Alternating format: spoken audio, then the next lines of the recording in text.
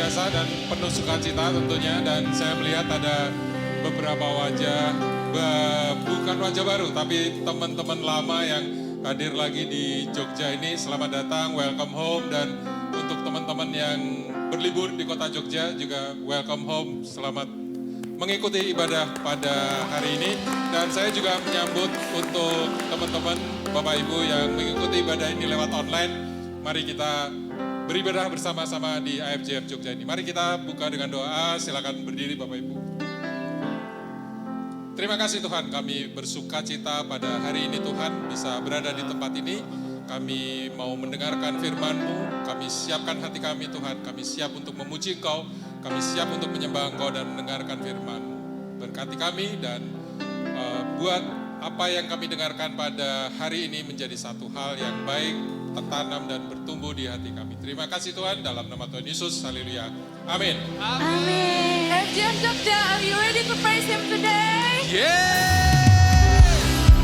Hari ini sama-sama kita mau nyatakan dengan satu hati kita mau membawa pujian bagi Dia. Mari sama-sama kita bertepuk tangan dengan Tuhan.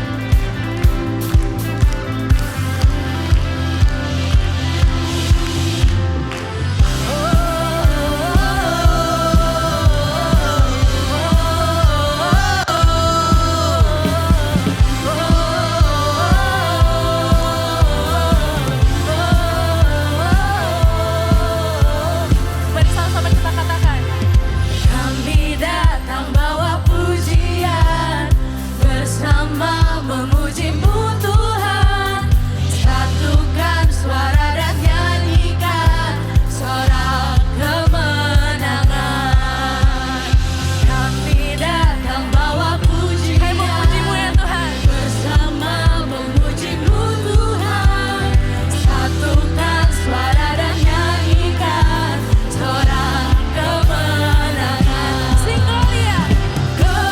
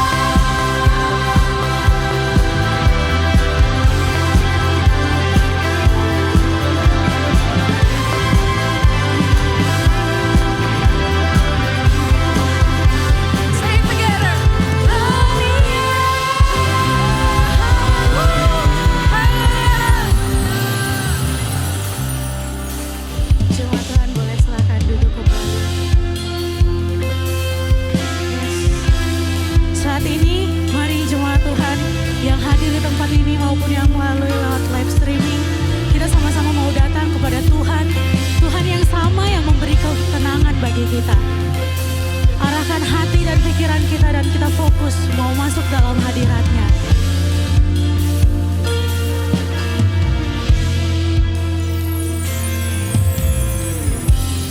Bapa, kau mendengar seruan hatiku. Tak pernah kau lepaskan dari kasih-Mu.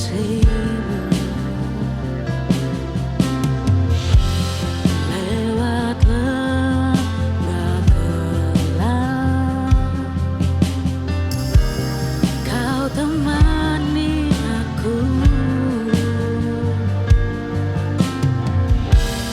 Roh-Mu bekerja selalu untuk kebaikanku.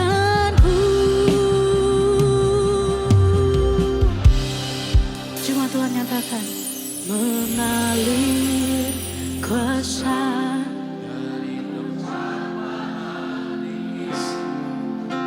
Bapa kekal mulia, kau hadiri, amin, amin. Memulihkan hati, menyembuhkan yang terluka. Ku kan tenang bersama-Mu, Bapa. Beri kemuliaan bagi Dia, Tuhan yang memberikan ketenangan. Mari sama-sama jemaat Tuhan kita angkat lagi pujian ini bersama-sama dari awal. Lewat lembah kelam. Lewat lembah kelam, kau temani aku. Nyatakan Roh-Mu, Roh-Mu bekerja selalu untuk kebaikanku. Mengalir kuasa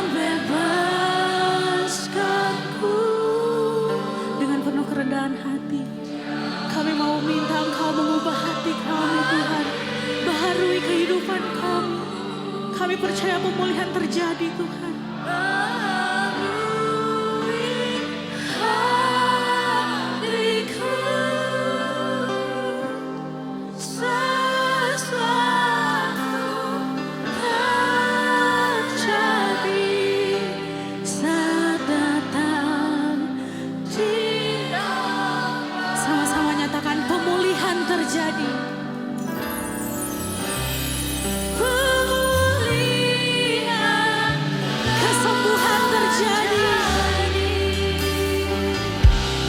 Kesembuhan terjadi saat datang di altarnya. Beri kemuliaan bagi Dia. Sekali lagi naikkan sembahmu. Di altarnya ku bawa hidupku, ku terima anugerahnya. Dia ampuniku dan bebaskanku.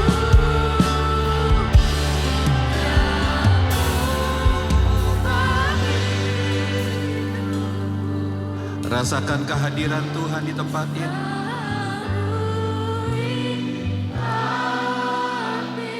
Ayo sepakat sama-sama terima ya.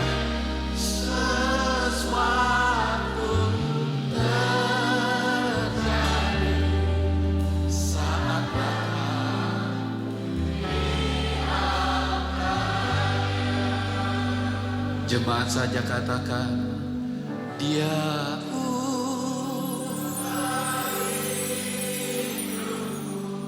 terima Bapak Ibu, teman-teman terima.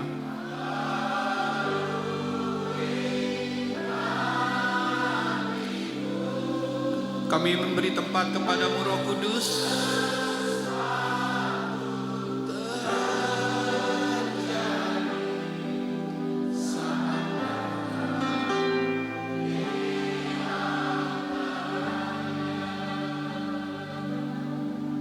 Tinggal tetap dalam hadirat Tuhan.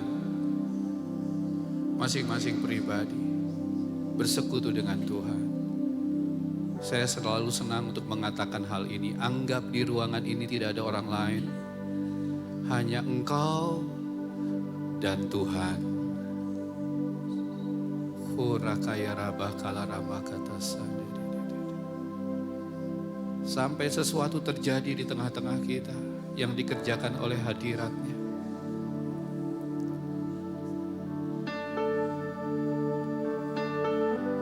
Yes.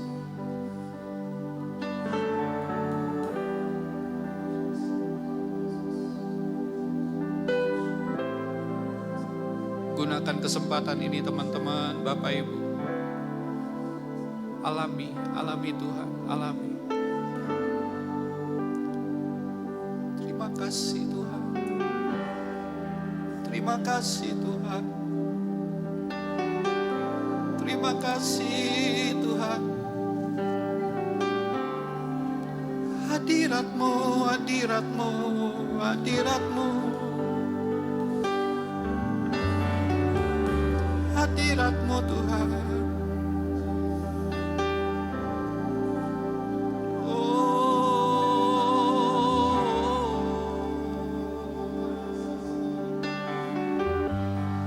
Sembah dan puji Dia. Sembah dan puji Dia. Sembah dan puji Dia.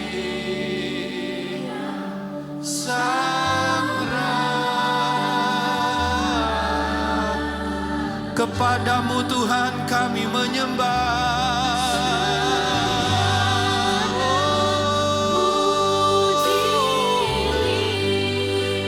Yesus kami menyembah. Bersama malaikat di surga.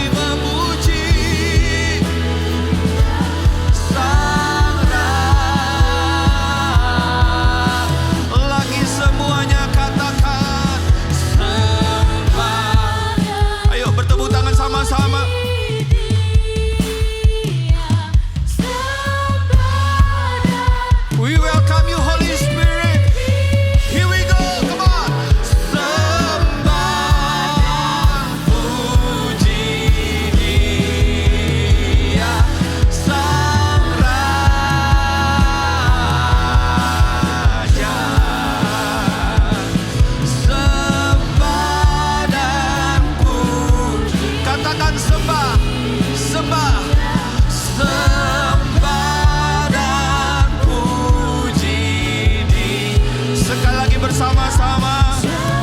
Padang puji Sang Raja.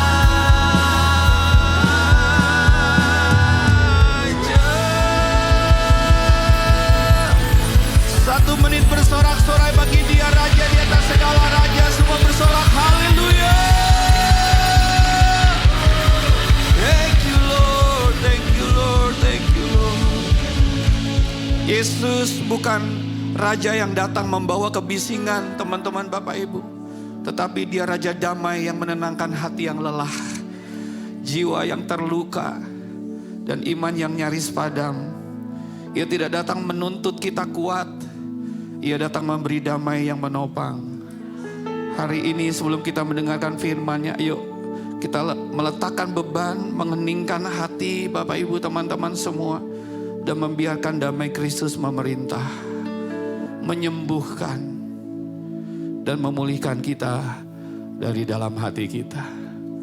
Yang siap dengarkan firman Tuhan, angkat bersama-sama Alkitab di mana engkau simpan ya. Kita deklarasikan bersama-sama, karena sebentar kita akan mendengarkan bukan kabar burung, bukan kabar buruk, tetapi kabar apa? Ayo sama-sama deklarasikan ini. 1, 2, 3. Inilah kabar baik. Saya diselamatkan oleh kasih karunia Allah, bukan oleh perbuatan saya.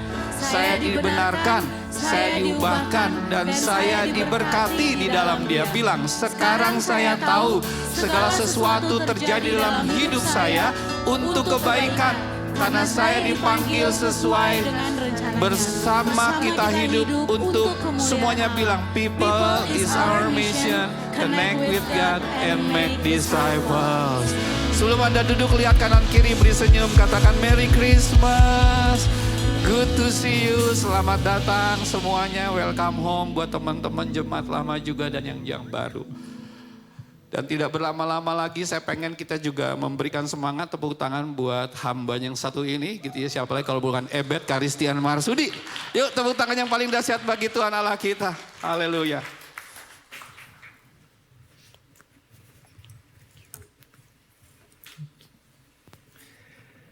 Shalom Bapak Ibu, Saudara-saudara. Shalom, ya. Saya ingin memulai dengan sebuah pertanyaan Bapak Ibu. Dengan tema kita hari ini, kita bicara soal Legacy of Christ. Oke, saya mau ajak kita membayangkan.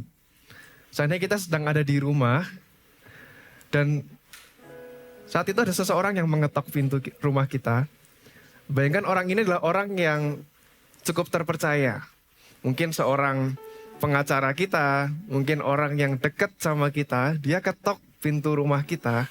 Kemudian ketika kita buka, dia bilang, kamu dapat warisan. Bagaimana perasaan kita Bapak Ibu ketika kita dikasih tahu oleh orang yang terpercaya bahwa kita mendapatkan sebuah warisan? Pasti ada rasa kaget. Mungkin kalau di zaman sekarang mungkin banyak scam ya. Kita mungkin ragu-ragu ini benar atau enggak. Tapi kalau kita bayangkan ini sebuah orang yang kita percayai, kita yakin harusnya benar ya. Kita ada rasa senang, ada rasa happy, tapi juga benar enggak ya? Benar-benar aku dapat sebuah warisan. Dan detik-detik selanjutnya mungkin kita udah mulai mikir ya. Wah, kalau dapat warisan berarti masalah-masalah hidup yang sekarang ini sedang kita jalani mungkin akan selesai. Mungkin biaya kuliah yang belum beres mungkin akan bisa kita bayar. Mungkin cicilan rumah yang belum beres bisa kita lunasi. Atau mungkin buat anak-anak muda mungkin raket pedal baru yang ingin kita beli bisa kita beli gitu ya. Ada banyak hal yang bisa kita lakukan kalau kita dapat warisan. Dan hari ini kita bicara warisannya Tuhan. Jadi mari Bapak Ibu, saya ajak untuk kita juga punya sikap hati yang sama. Kita juga sama kagetnya, sama senangnya menerima warisannya dari Tuhan. Dan di minggu kemarin, di pertama kita sudah bahas tentang hope ya Bapak Ibu. Restoring hope. Kita ingat bahwa 400 tahun ketika bangsa Israel tidak mendengar suara ilahi, kita melihat ada kejadian yang luar biasa di mana Tuhan menghadirkan Yesus lewat Maria. Di mana akhirnya janji yang Tuhan berikan sudah bertahun-tahun itu akhirnya digenapi. Jadi kita kembali mengingat ada harapan pada janjinya Tuhan. Dan di minggu kedua kita belajar juga soal joy. Kalau kita bicara soal joy, kita ingat ya bahwa kalau kita bicara soal joy, ada Maria yang waktu itu menerima sebuah kabar. Minggu lalu saya di kelas teens ya, saya ketemu dengan anak-anak teens SMP ini yang usianya sekitar 12-14 tahun. Dan saya bilang sama mereka, Maria itu kurang lebih usianya seperti kalian. Jadi bayangkan kalian di usia 12-14 tahun ini tahu-tahu dapat kabar kalau kalian hamil. Buat teman-teman yang udah kerja, udah cari uang, kita mau mikir nikah aja berat ya. Kadang ditanyain kapan mau nikah aja berat gitu ya. Tapi apalagi kalau kita langsung lompat stepnya sampai punya anak. Sebuah kesiapan mental yang berat. Kita nggak tahu ya perasaan Maria seberat apa waktu itu. Bukan sebuah alasan untuk Maria bisa memilih untuk bersuka cita, tapi dia memilih untuk bersuka cita di dalam Tuhan. Dan hari ini kita akan bahas soal reordering peace. Jadi sudah hope, joy, dan peace hari ini. Nah kalau kita bicara soal 3 hal ini, kemarin waktu saya bayang-bayangkan itu sebenarnya apa sih bedanya Bapak Ibu antara harapan, sukacita, dan damai? Ada yang bisa menjelaskan apa sih perbedaannya antara harapan, sukacita, dan damai? Rasanya kok mirip-mirip ya. Kadang Tuhan datang itu bawa harapan iya, sukacita iya, damai iya. Sampai kadang kita sulit bedain harapan itu yang seperti apa, sukacita itu yang seperti apa, damai itu seperti apa. Karena semuanya ini ada ketika Tuhan datang. Dan saya ingin mengajak sebuah analogi yang bisa kita lihat sama-sama, mungkin sedikit menggambarkan ya. Nah, saya punya gambar ini, ketika kita menyetir sebuah mobil, sebuah perjalanan gitu ya. Kita bisa melihat hope itu seperti tempat tujuan kita. Sesuatu yang kita lihat ada di sana. Kita belum melihat bentuknya, tapi kita tahu one day kita akan sampai sana. Mungkin kita punya masalah yang belum selesai, tapi kita percaya one day kita akan selesai dengan masalah kita. Kita akan melihat arah perjalanan kita. Dan kedua adalah joy. Kemarin saya juga cerita ke teman-teman di teens, joy itu seperti sebuah kemudi ya Bapak Ibu ya. Kita bisa jalan menuju tujuan kita, tapi kadang di jalan itu ada sebuah gundukan, polisi tidur di jalan. Kadang ada sesuatu yang menghalangi kita di tengah jalan sehingga kita harus berbelok. Kadang kita digerakkan oleh perasaan-perasaan kita. Kita jadi sedih, kita harus marah, dan lain sebagainya.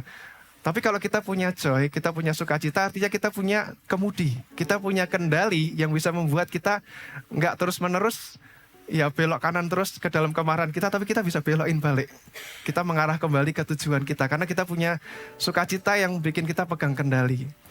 Dan yang terakhir, kita bahas soal peace. Peace itu diibaratkan seperti sabuk pengaman, Bapak Ibu. Kenapa kita bahas soal sabuk pengaman? Karena bisa jadi kita sedang punya tujuan, kita udah tahu kita mau kemana, kita punya kemudi kita bisa mengendalikan mood kita bisa mengendalikan suasana hati kita ketika kita sedang berjalan. Tapi kalau nggak ada sabuk pengaman, nggak ada rasa aman, ini kita bicara soal sebuah level yang lebih dalam lagi Bapak Ibu. Bicara soal hati kita gimana sebenarnya. Ada di antara kita mungkin yang sudah tahu kita punya karir seperti apa, kita punya goal seperti apa, dan kita bisa menjalani hari-hari kita. Tapi siapa yang bisa pegang hidup kita setelah kematian? Siapa yang bisa pegang rasa aman di dalam hati kita? Pasti kita butuh nih sebuah sabuk pengaman di dalam hidup kita. Dan karena itu gak cuma kita Bapak Ibu, kita mau ngelihat di dalam cerita-cerita kita, di berita-berita kita makin melihat ya, bahwa orang-orang yang punya masalah dengan damai sejahtera, punya masalah dengan kesehatan mental itu semakin banyak. WHO mencatat ada lebih dari 1 miliar orang hidup dalam masalah kesehatan mental. Dan dikatakan juga 3 dari 5 orang di dunia mengatakan bahwa mereka mengalami stres. Dan yang terakhir ada survei tentang kesehatan. Dan ternyata kesehatan mental itu menjadi keprihatinan nomor 1, mengalahkan penyakit kanker. Penyakit yang kita tahu kadang sulit obatnya. Tapi ternyata kesehatan mental itu mengarahkan penyakit kanker. Jadi begitu banyak orang sebenarnya sedang butuh yang namanya damai sejahtera, sedang butuh rasa aman. Dan mari kita lihat apa yang Tuhan ingin sampaikan. Mengapa Tuhan memberikan warisan damai sejahtera itu seperti apa sih? Kita bicara soal damainya Yesus, bukan bicara soal sebuah ketenangan tanpa masalah. Kita sudah ingat kemarin, bahkan sukacita pun tetap kita akan mengalami perasaan sedih dan marah. Kalau kita bicara soal damai sejahtera, kita bukan bicara hidup kita akan baik-baik aja, nggak ada masalah. Karena itu pasti bohong. Gimana kita punya damai sejahtera kalau hidup kita nggak pernah ada masalah. Tapi justru di saat kita punya masalah yang berat, kita tetap punya rasa aman, rasa damai. Itulah damainya Yesus. Nah Bapak Ibu, saya ajak kita untuk membaca ayatnya dari Lukas 2 ayat 8-20. Boleh kita baca bergantian? Saya baca yang genap, Bapak Ibu boleh baca yang ganjil ya. Di daerah itu ada gembala-gembala yang tinggal di padang menjaga kawanan ternak mereka pada waktu malam. Tiba-tiba berdirilah seorang malaikat Tuhan di dekat mereka, dan kemuliaan Tuhan bersinar meliputi mereka, dan mereka sangat ketakutan. Lalu kata malaikat itu kepada mereka, "Jangan takut, sebab sesungguhnya aku memberitakan kepadamu kesukaan besar untuk seluruh bangsa. Hari ini telah lahir bagimu juru selamat, yaitu Kristus Tuhan di kota Daud. Dan inilah tandanya bagimu. Kamu akan menjumpai seorang bayi dibungkus dengan lampin dan terbaring di dalam palungan." Dan tiba-tiba tampaklah bersama-sama dengan malaikat itu sejumlah besar bala tentara surga yang memuji Allah, katanya. Kemuliaan Tampaklah bersama-sama dengan malaikat itu sejumlah besar bala tentara surga yang memuji Allah, katanya. Kemuliaan bagi Allah di tempat yang maha tinggi, dan damai sejahtera di bumi di antara manusia yang berkenan kepadanya. Setelah malaikat-malaikat itu meninggalkan mereka dan kembali ke sorga, gembala-gembala itu berkata seorang kepada yang lain, "Marilah kita pergi ke Bethlehem untuk melihat apa yang terjadi di sana, seperti yang diberitahukan Tuhan kepada kita." Lalu mereka cepat-cepat berangkat dan menjumpai Maria dan Yusuf dan bayi itu yang sedang berbaring di dalam palungan. Dan ketika mereka melihatnya, mereka memberitahukan apa yang telah dikatakan kepada mereka tentang anak itu. Dan semua orang yang mendengarnya heran tentang apa yang dikatakan gembala-gembala itu kepada mereka. Tetapi Maria menyimpan segala perkara itu di dalam hatinya dan merenungkannya.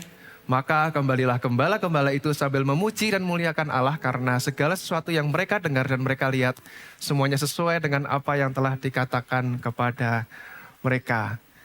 Nah hari ini kita melihat cerita tentang gembala-gembala ya Bapak Ibu. Gembala yang ada di padang, suasananya kita bayangkan di malam hari. Di saat mereka mungkin sedang menghitung domba gitu ya. Tahu-tahu ada malaikat Tuhan menghampiri mereka. Dan ketika saya merenungkan ini juga membayangkan ya sebuah kesempatan yang luar biasa buat gembala-gembala ini. Karena Tuhan gak memilih menampakkan malaikat dan bala tentara surga kepada Raja Herodes. Nggak menampakkan kepada imam-imam besar pada waktu itu, tapi Tuhan pilih kepada gembala-gembala ini. Sungguh pengalaman istimewa buat mereka. Dan hari ini kita ingat sebuah damai.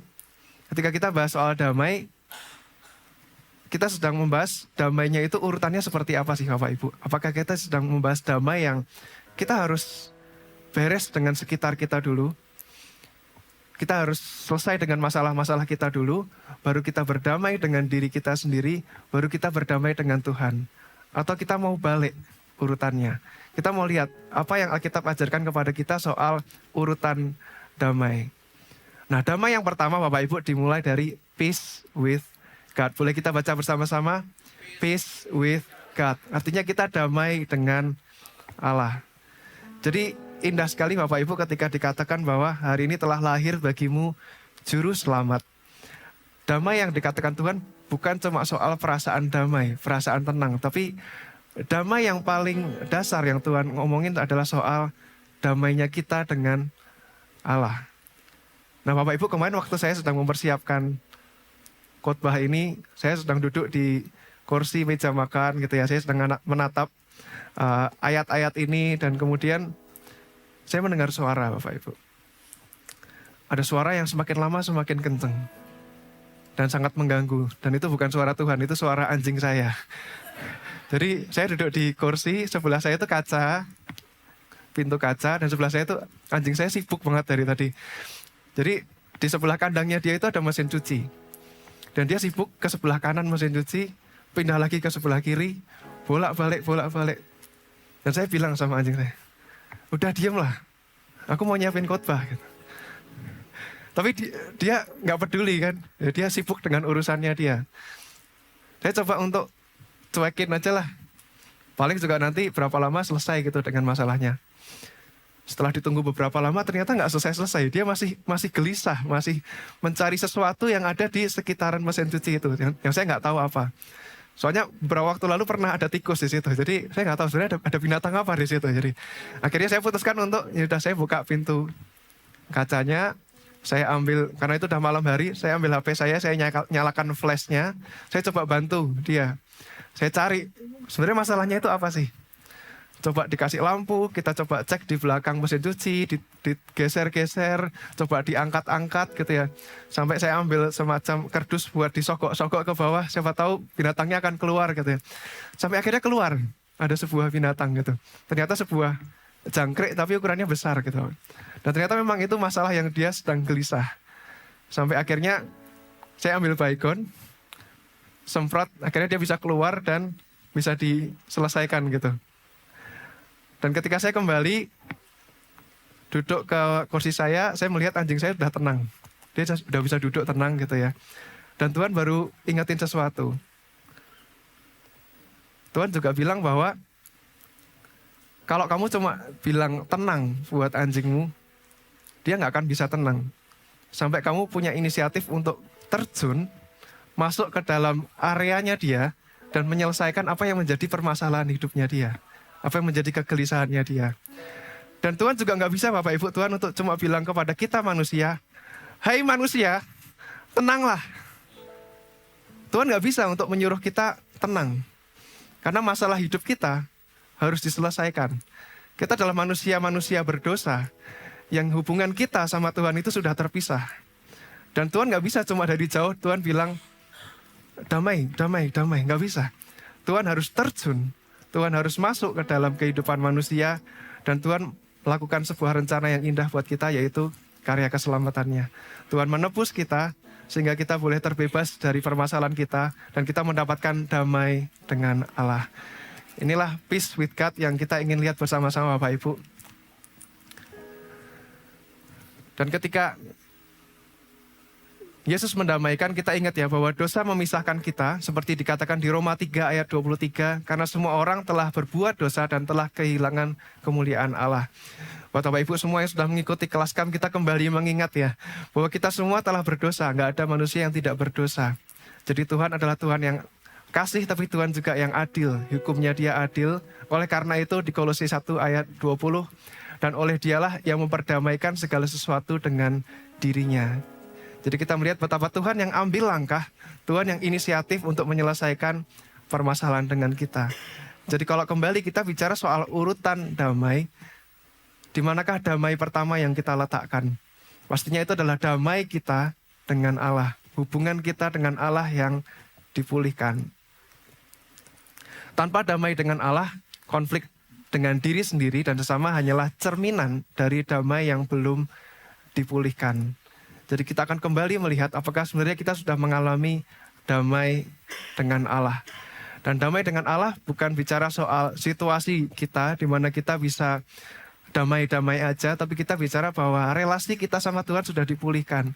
Kita yang tadinya terpisahkan oleh dosa, kita menjadi ada jurang pemisah antara kita dengan Tuhan, kita sudah dipulihkan.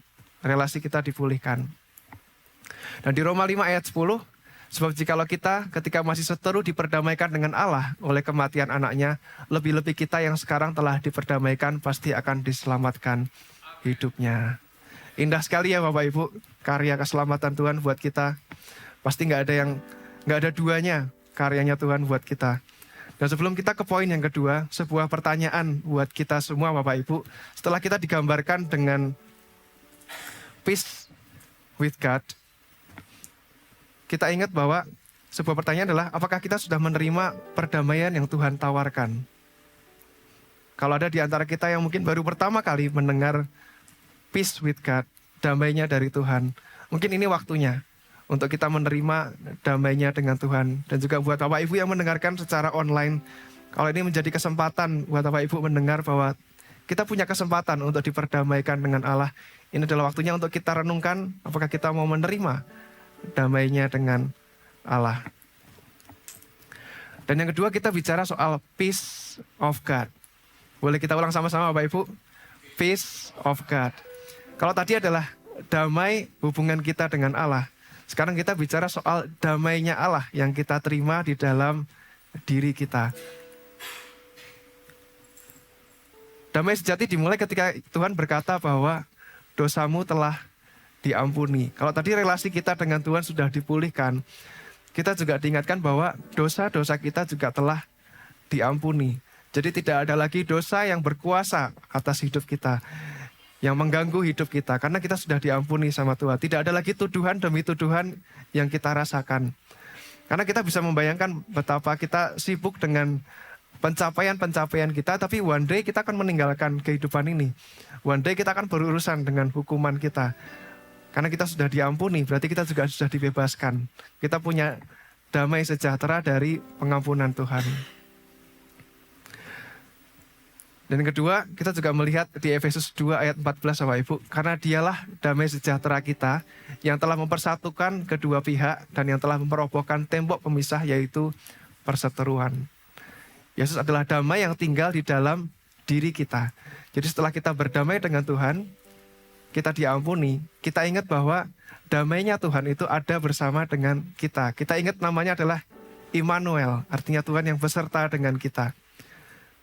Dan apakah kita hari-hari ini sedang merasakan damai sejahtera Tuhan ada bersama dengan kita?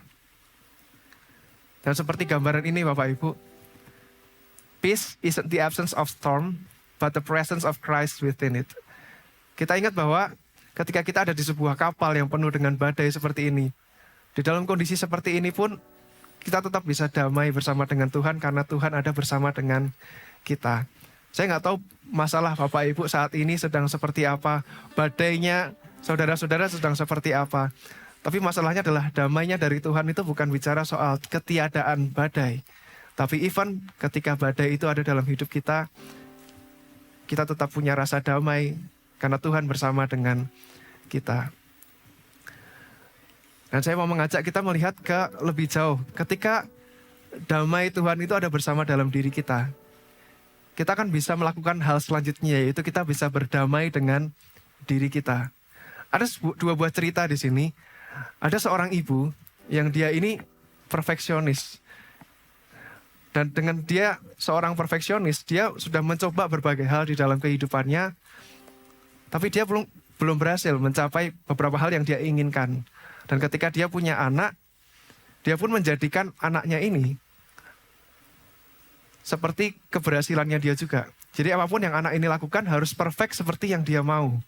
Dan bahkan ketika si anaknya itu gagal, dia menganggap bahwa kegagalan anaknya adalah kegagalannya dia. Itu yang membuat dia terus bersikap harus perfect. Dia terus memarahi anaknya. Atau kita melihat sosok cerita lain. Ada seorang pemuda yang dia punya permasalahan dengan ekonominya dia. Dia lahir dari background yang ekonominya tidak baik-baik aja. Ketika dia punya pertemanan, dia menjadi orang yang sangat minder, sangat sensitif. Dan dengan kondisi dia yang minder, dia sangat sulit untuk bergaul. Karena temannya bilang apa sedikit, dia tersinggung.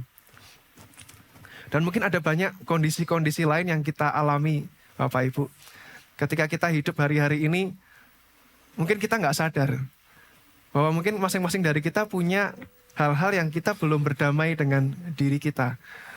Mungkin kita adalah orang-orang yang pada waktu kecil mengalami kepahitan.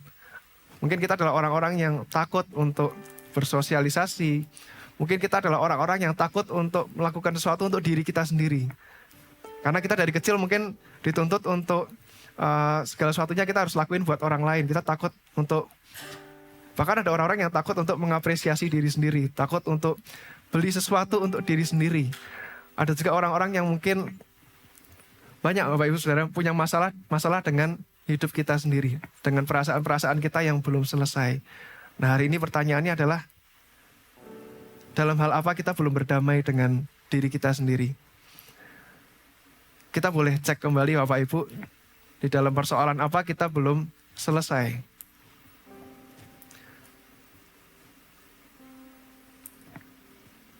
Ketika kita mempunyai damainya dari Tuhan, kita tahu persoalan emosional kita, persoalan psikologi kita, pasti butuh waktu. Pasti butuh waktu untuk kita bisa menemukan sebenarnya aku menjadi seperti ini itu karena apa. Permasalahan-permasalahan hidupku menjadi seperti ini, di masa lalu aku ngalamin seperti apa. Pasti take time Bapak Ibu Saudara. Tapi kita percaya bahwa ketika damainya Tuhan ada bersama dengan kita akan mengalami pemulihan demi pemulihan. Dan pertanyaannya adalah apakah kita mau membuka hati kita, membuka diri kita. Dan di IFJF yang saya senang adalah kita punya komunitas. Kita punya iCare, di mana kalau kita sedang mengalami permasalahan-permasalahan tadi ya, kita punya tempat untuk menceritakan potret diri kita. Kok aku punya kecenderungan seperti ini ya? Kok aku sering marah-marah sendiri ya untuk hal-hal yang gak perfect di dalam hidup? Kok aku sering gak terima ya dengan hal-hal yang teman-teman aku kerjakan? Itu menjadi sebuah kesempatan di mana kita bisa cerita. Dengan kita cerita, ada orang-orang di sekitar kita yang akan bisa membantu kita. Menjadi sebuah tempat di mana kita bisa mendapatkan pemulihan dan pemulihan karena kita bisa pulih. Kita bisa berdamai dengan diri kita sendiri. Jadi Bapak Ibu, kita sudah belajar bahwa damai yang kita pertama terima adalah damainya kita dengan Allah. Yang kedua adalah damai Allah sendiri yang tinggal bersama kita. Dan itu akan memampukan setiap kita untuk berdamai dengan diri kita. Dan yang terakhir, kita juga akan melihat yang namanya peace with others. Natal membawa damai seperti gembala-gembala yang mendapatkan kabar sukacita. Kabar sukacita ini pastinya bukan sesuatu yang disimpan oleh para gembala ini ya. Dia melihat bala tentara surga menyanyi, memuji Tuhan. Dia nggak tinggal diam di sana, tapi dia melangkah keluar. Dia pergi dan dia menceritakan juga kepada Maria dan Yusuf apa yang dia lihat. Dan dikatakan bahwa Maria menyimpan segala sesuatunya di dalam hatinya. Artinya sesuatu yang kita terima, sesuatu yang kita saksikan, ketika kita bagikan kepada orang-orang sekitar kita, ketika kita sampaikan, itu juga akan memberkati orang-orang sekitar kita. Gimana rasanya jadi Maria yang dia sudah dengan struggle-nya, dengan kesulitannya, akhirnya bisa melahirkan, walaupun dapatnya cuma di kandang, di palungan. Dia masih mungkin menggumulkan ya, janjinya Tuhan akan seperti apa ke depan. Tapi ketika gembala-gembala ini datang dan menyampaikan bahwa mereka mendengar bala tentara surga dan malaikat berkata, mereka akan menemukan bayi ini. Kita bisa rasakan ya, betapa peneguhan dari gembala-gembala ini sangat meaningful, sangat berarti buat Maria. Jadi kita mau bawa bahwa damai yang Tuhan yang kita rasakan hari ini itu nggak berhenti di diri kita, tapi bisa kita bagikan ke orang-orang di sekitar kita. Damai sejahtera atau dalam bahasanya disebut Irene adalah keharmonisan relasional vertikal dengan Tuhan. Jadi hubungan kita harmonis dengan Tuhan, yang kedua dengan sesama kita horizontal. Jadi sama dengan tadi, kalau kita sudah berdamai dengan Tuhan, pertanyaannya hari ini adalah bagaimana hubungan kita dengan teman-teman kita, dengan orang-orang sekitar kita. Adakah hari-hari ini kita masih belum berdamai dengan satu atau dua orang? Mungkin hari ini Roh Kudus mengingatkan kita ada nama-nama yang kita belum baikan. Kita masih marahan, kita masih nggak mau komunikasi. Ketika Tuhan yang sudah menghadapi kita yang sangat berdosa ini aja mau untuk melangkah, untuk berdamai dengan kita. Apakah kita yang sudah menerima damainya dari Tuhan, kita juga mau untuk berdamai dengan sesama kita, dengan orang-orang yang menyakiti kita, orang-orang yang telah membuat hati kita terluka. Apakah kita juga mau mengambil langkah, kita mau berdamai dengan mereka.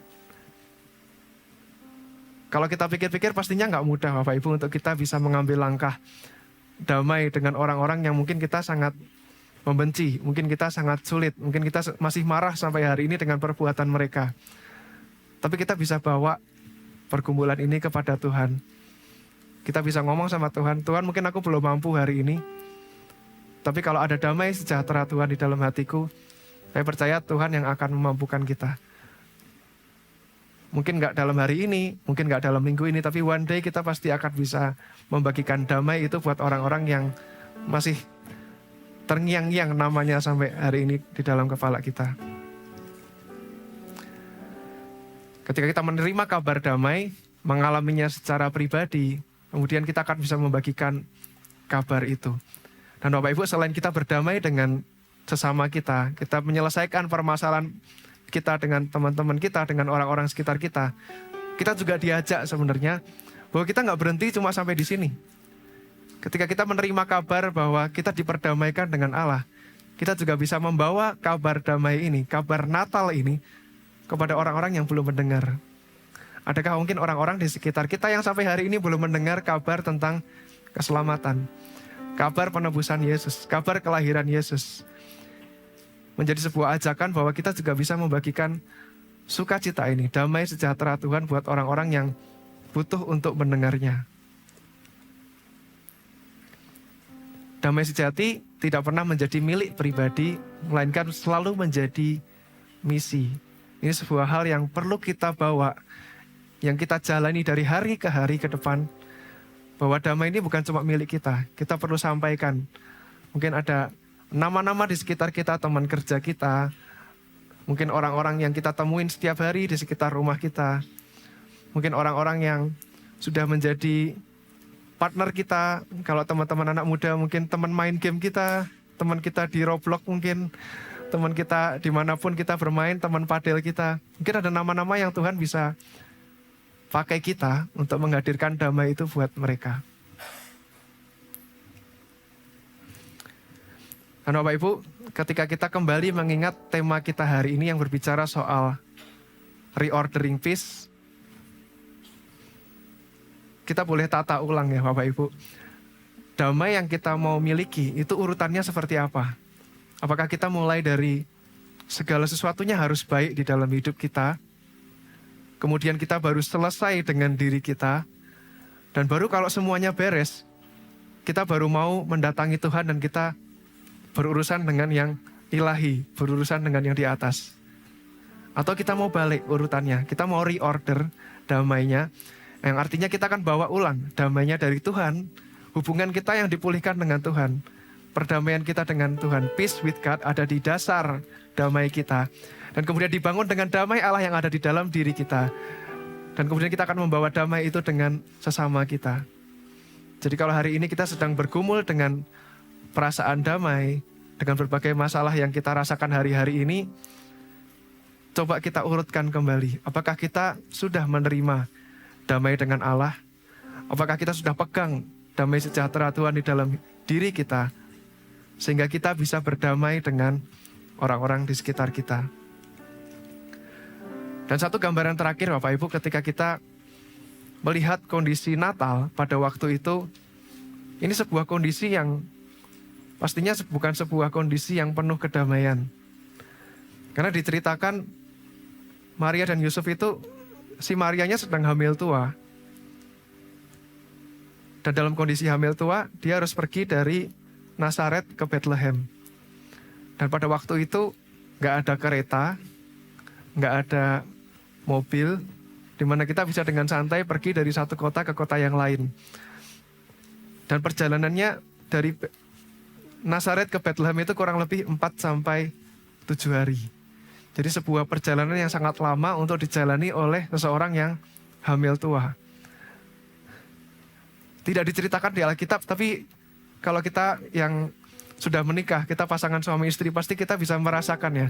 Perjalanan Yusuf dan Maria ini apakah perjalanan yang damai-damai aja? Atau mungkin mereka di perjalanan pun juga banyak bertengkar ya. Gak mudah pasti menjalani sebuah perjalanan berduaan aja dengan kondisi yang sulit seperti ini.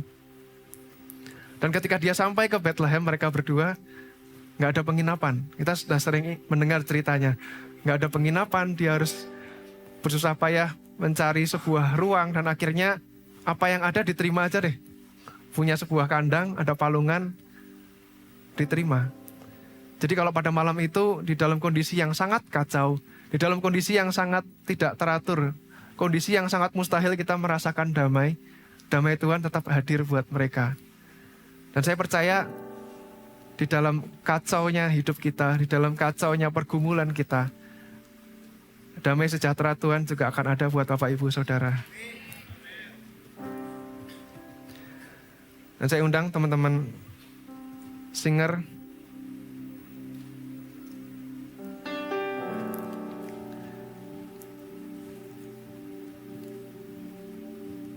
sebelum kita nyanyikan satu pujian ini, saya pengen ajak buat kita kembali merenungkan ketiga pertanyaan tadi.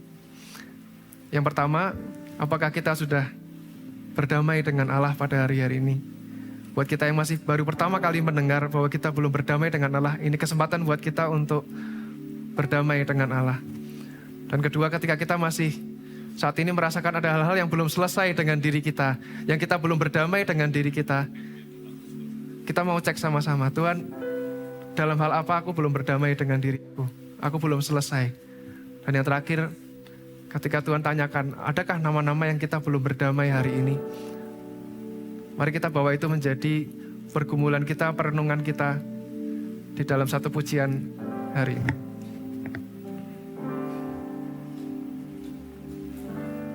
Bapa, Kau mendengar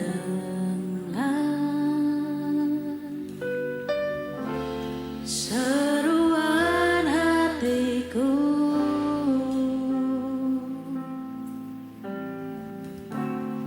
Tak pernah Kau lepaskan dari kasih-Mu.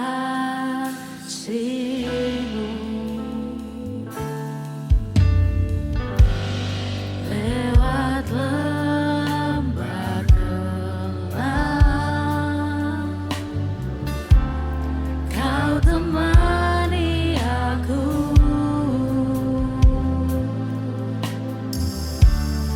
Roh-Mu bekerja selalu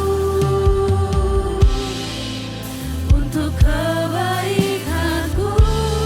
Sama-sama nyatakan. Mengalir kuasa dari tempat maha tinggi. Bapa Kekal mulia, Kau hadir di sini, memulihkan hati, menyembuhkan yang terluka. Bukan tenang bersama-Mu, Bapa. Mari saya ajak Bapak Ibu Saudara-saudara, mungkin juga hadir secara online. Kalau hari ini Tuhan mengetuk hati saudara, bahwa saudara saat ini menginginkan perdamaian dengan Allah di hati saudara, mari boleh kita sama-sama naikkan doa ini. Yesus, hari ini saya mendengar tawaran perdamaian dari-Mu Tuhan. Saya tahu saya berdosa dan saya tidak dapat menyelamatkan diri saya.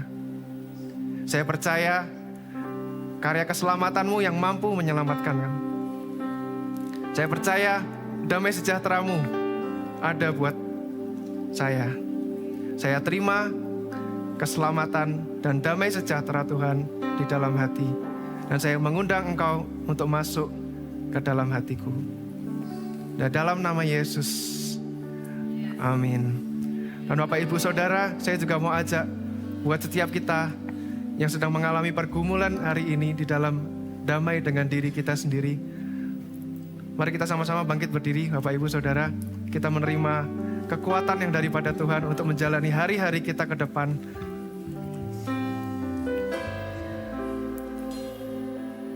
Boleh kita naikkan doa kita secara pribadi kepada Tuhan. Kita sampaikan kepada Tuhan apa yang menjadi pergumulan kita hari-hari ini, apa yang mengganggu kedamaian kita hari-hari ini. Mungkin ada nama-nama yang Tuhan ingatkan buat kita pada hari ini, di mana kita belum berdamai dengan mereka.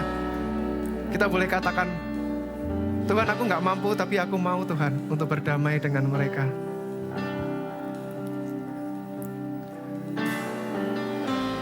Bapa, pada hari ini Kau mendengar Tuhan seruan-seruan hati kami. Hati-hati yang terangkat, dan kami merindukan damai-Mu Tuhan untuk hadir di dalam diri kami.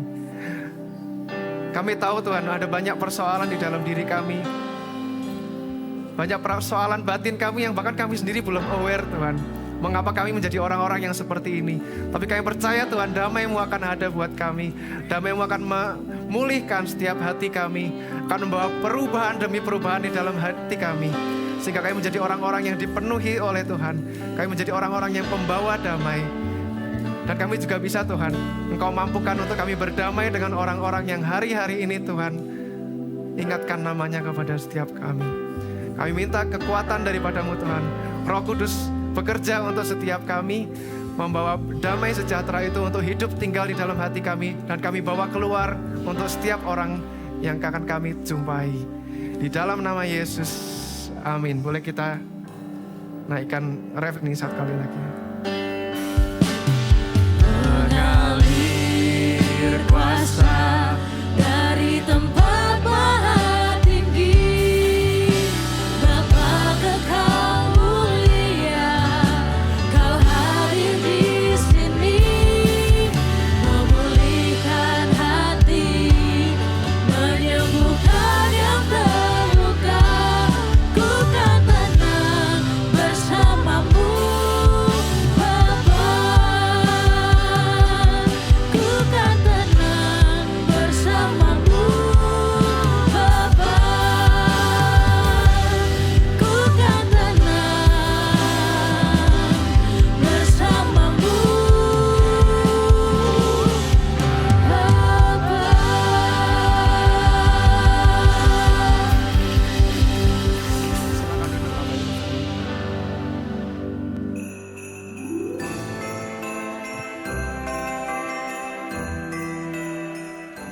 Welcome Church!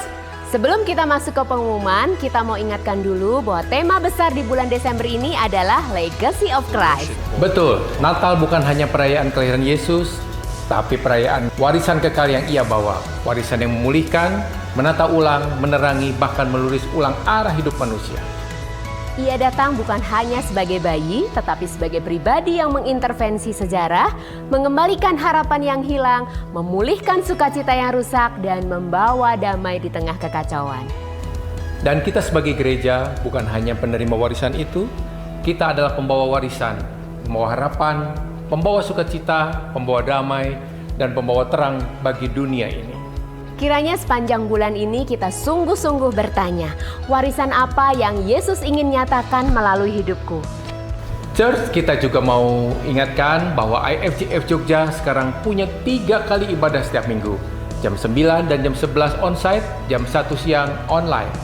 Jadi makin banyak kesempatan beribadah dan mengajak jiwa mengenal Yesus. Silahkan pilih jam yang paling pas buat kamu. Kalau hari ini ada pertama kali hadir di FGF Jogja, welcome home. Kalian adalah jawaban doa kami. Kami percaya kedatangan Anda bukan kebetulan, Anda berharga di mata Tuhan, dan kami bersyukur Anda beribadah bersama kami hari ini. Jangan buru-buru pulang setelah ibadah, yuk mampir ke welcoming booth, kami ingin mengenal Anda lebih dekat. Tanggal 25 Desember kita akan rayakan Natal bersama-sama jam 9 pagi. Ajak seluruh keluarga dan teman-teman Anda, mari membuka hari kelahiran Kristus dengan penyembahan dan ucapan syukur. Di 31 Desember kita juga akan menutup tahun dengan ibadah syukur mulai jam 9 malam sampai tiba momennya tahun berganti. Dan seperti keluarga, kita akan adakan potluck. Boleh bawa makanan untuk share bersama jemaat. Mari kita akhiri 2025 dalam kesatuan dan sambut 2026 dengan hadirat Tuhan. Church, sekarang kita masuk dalam momen memberi, mengingat bahwa memberi bukan rutinitas, tetapi penyembahan kita kepada Tuhan. Kita bisa memberi melalui transfer bank, kris, dan memberi langsung di lokasi ibadah. Mari memberi dengan hati yang bersukacita, karena hati yang memberi adalah hati yang diberkati. Dan supaya tidak ketinggalan info, renungan, dan kegiatan selama bulan Desember, follow Instagram, YouTube, TikTok IFGF Jogja. Tinggal search IFGF Jogja. Itulah pengumuman kita hari ini. Kiranya warisan Kristus nyata melalui hidup kita sepanjang bulan ini. I love my church. We love our church. Have a blessed week and God bless you. Ya, tepungin tangan semuanya bersuka cita hari ini. Mana ya Robby Vivi ya? Hostnya levelnya CNN tuh ya. Tepuk tangan buat Vivi Robby juga dong ya. Ini semuanya tentang Tuhan Yesus dan dilakukan oleh kita satu keluarga dalam ICF Jogja. Sekali lagi selamat datang buat teman-teman dari Jakarta. Dari NDC tadi ya satu baris ini, tepuk tangan buat mereka semuanya. Hengki, Elika, dan tentunya yang spesial Pastor Bagas dan istri juga dari FJF Melbourne. Dan tepuk tangan buat Anda semua juga yang saya mungkin gak bisa lihat satu persatu. Saya mengingat kita semuanya untuk tanggal 31, coba katakan 31. Yuk kita datang ke sini sama-sama memberikan hati, dedikasi kehidupan kita untuk kita jelang ya 2026. Anda setuju ya dunia gak semakin baik? Betul ya? Banyak sekali kabar-kabar yang menggemparkan. Tapi saya percaya sekali tiada tempat yang paling aman sebenarnya yaitu waktu kita berada dalam hadirat Tuhan. Saya secara pribadi Tuhan taruh kerinduan, beban bersama dengan Pastor Henny, Ciheni untuk satu persatu siapapun yang hadir tanggal 31 kita layani. Kita doakan, kita berdoa buat pengurapan Tuhan turun ya. Sehingga 2026 bahkan iman saya doa menjelang 2025 ini diakhiri oleh kita bersama. Ada breakthrough berkat Tuhan yang terjadi dalam setiap kehidupan kita semuanya. Jadi ajak ya seluruh keluarga, teman-teman untuk stay di hadirat Tuhan dalam ibadah kita tanggal 31. Mari kita bangkit berdiri, siapkan persembahan kita. Saya mau berdoa bagi persembahan Anda. Kita baca sama-sama Amsal 11 ayat 24, 25, 23. Ada yang menyebar harta tetapi bertambah kaya. Ada yang menghemat secara luar biasa namun selalu berkekurangan. Siapa banyak berkat diberi kelimpahan. Siapa memberi minum ia sendiri akan diberi minum. Tuhan, saya berdoa buat setiap persembahan-persembahan diberikan. Jumlah itu menjadi tidak sangat penting dan tidak penting sama sekali dalam Tuhan. Tapi saya percaya Tuhan melihat setiap hati-hati yang memberi dengan rela dan sukacita. Tuhan gantikan lipat ganda dalam setiap kehidupan mereka. Dan biarlah Tuhan setiap persembahan ini Tuhan menjadi satu cara untuk Tuhan sendiri memperluas pekerjaan Tuhan di tempat ini dan kota Yogyakarta. Terima berkat ini ya Bapak Ibu Saudara semua. Sekarang angkat kedua tanganmu. Jika engkau baik-baik mendengarkan firman Tuhan disampaikan hari ini dan melakukan dalam setiap kehidupanmu, demikian janji Tuhan diamenkan ya. Apapun yang dikerjakan tanganmu dibuat Tuhan berhasil. Engkau terus naik dan tidak turun. Menjadi kepala bukan ekor. Bersatu jalan iblis mungkin menyerangmu, tapi bertujuh jalan mereka akan lari di hadapanmu karena Tuhan berpihak atasmu. Sekarang Bapak Ibu teman-teman semuanya, terimalah iman, kasih dan pengharapan daripada Roh Kudus.